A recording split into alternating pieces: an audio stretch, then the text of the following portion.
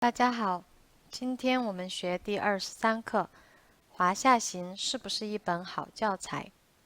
我们来看一下课文中一些比较重要的语法。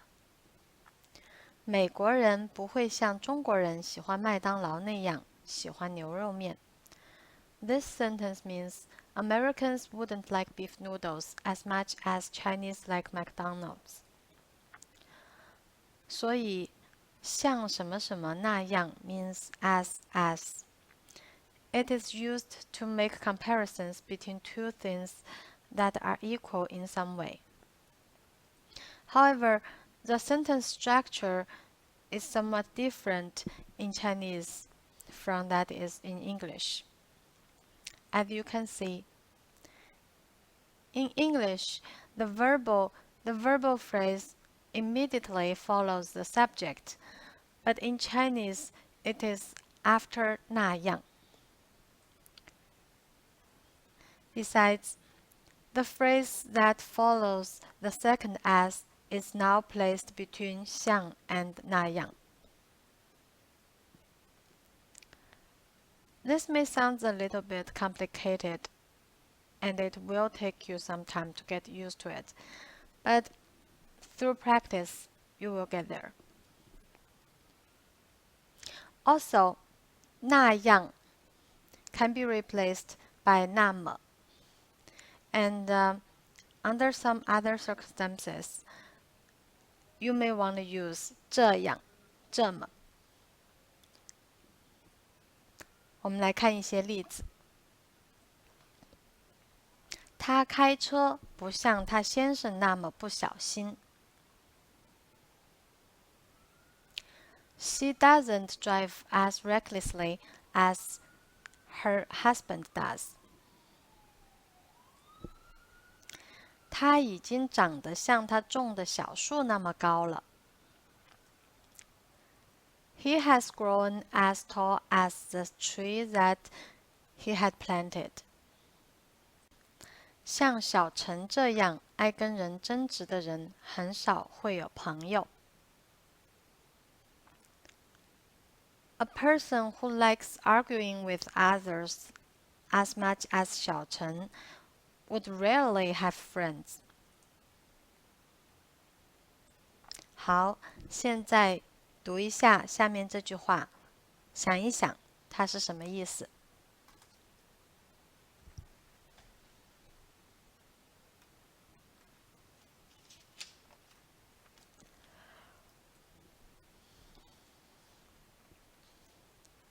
难道世界上有香的厕所吗？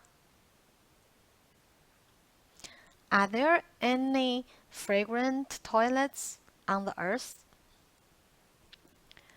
难道 is used to form a rhetorical question.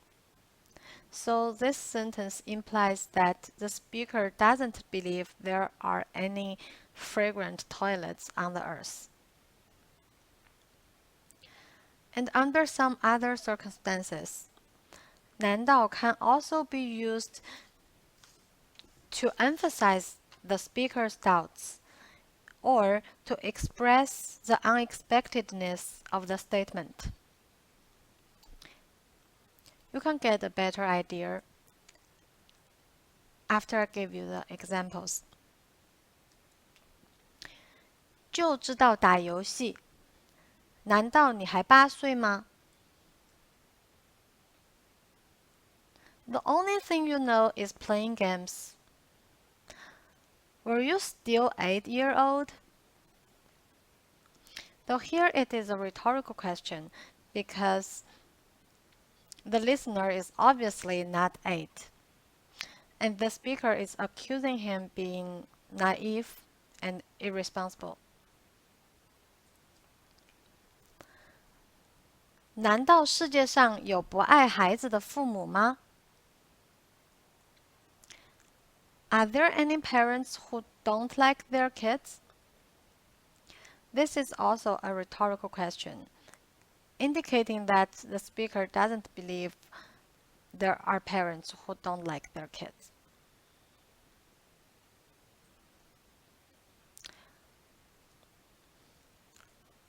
你的作业还没做，难道你不知道昨天是最后期限吗？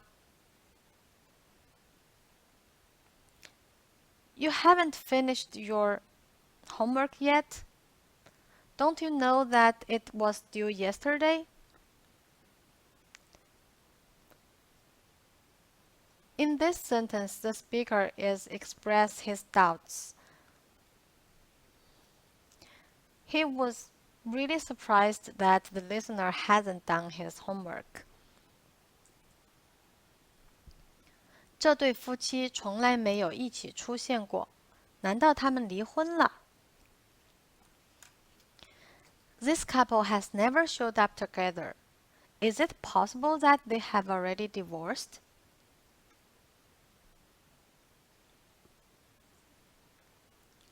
好，现在读一下下面这个句子，想一想它是什么意思。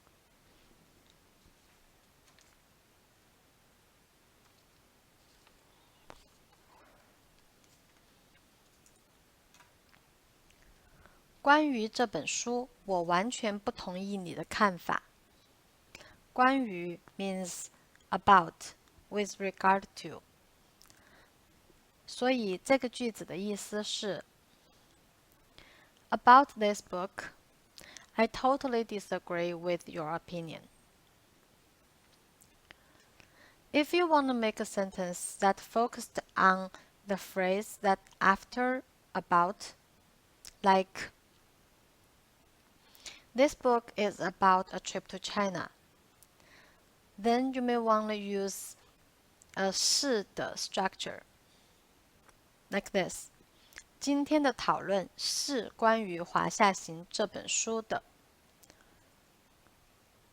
When you use 是的 structure, you put 是 in front of 关于 and put the at the end.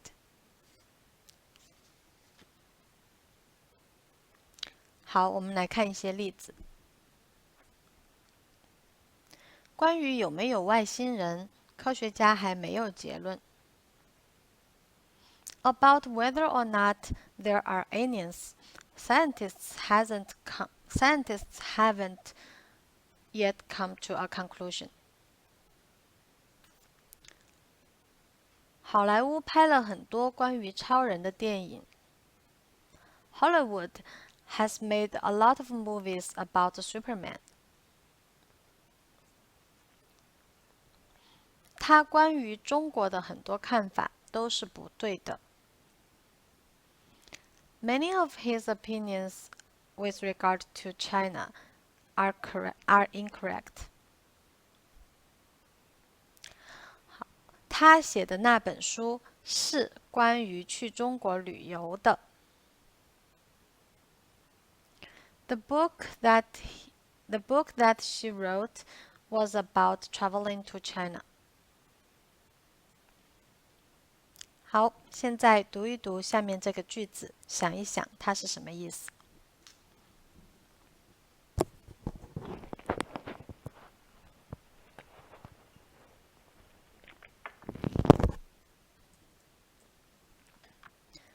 你能想象美国孩子吵着要吃牛肉面吗？ In this sentence, 着 is used to connect two verbs, indicating that two activities are in progress at the same time. As you may have already learned, when 着 follows a verb, it usually signifies a state.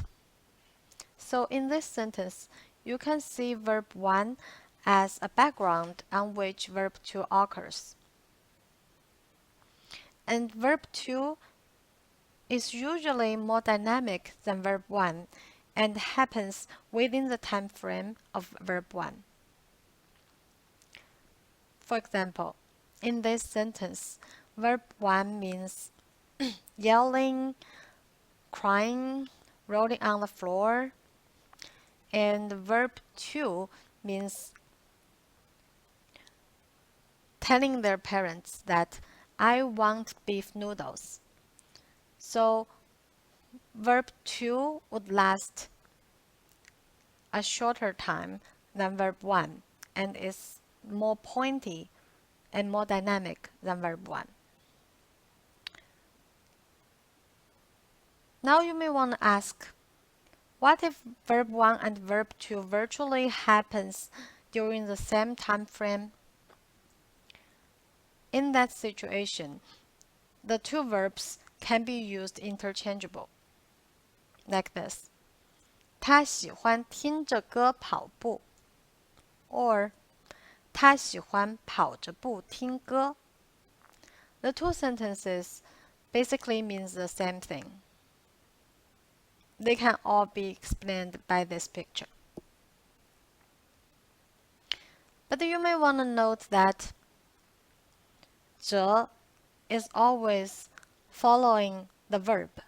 So when the verbal phrase is a verb-objective structure, like 听歌 or 跑步, you should put 着 right after the verb, like 听着歌跑着步.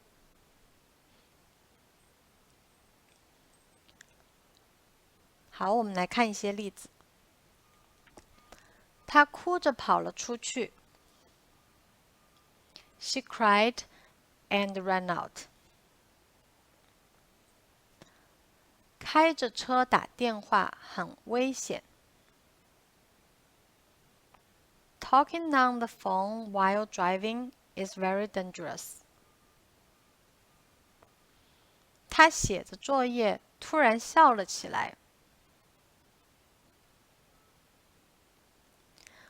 While writing his homework, he suddenly laughed out.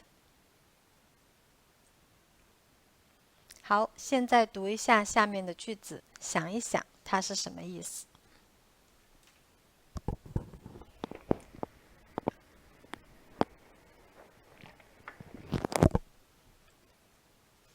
一个敢于批评自己社会和同胞的人是一个开明的人。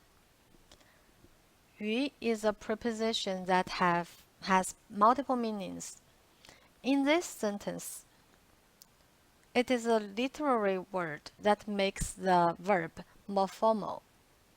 Without 于, the sentence would mean the exactly same thing.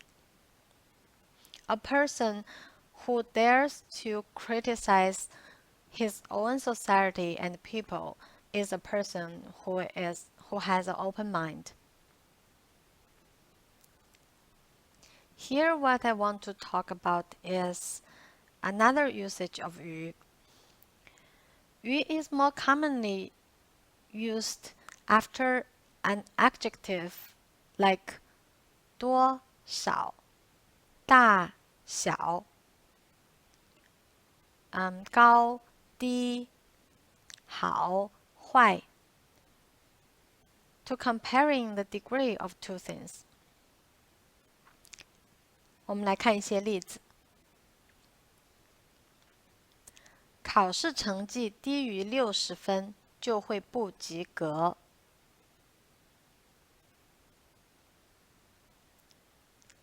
One would fail the test if his score is lower than 60.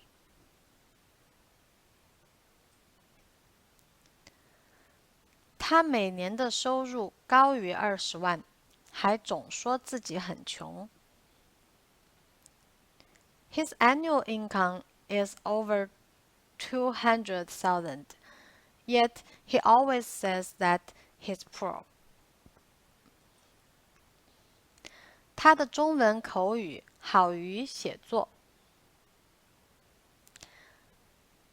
Her Chinese speaking is better than writing. 好，读一下下面的句子，想一想它是什么意思。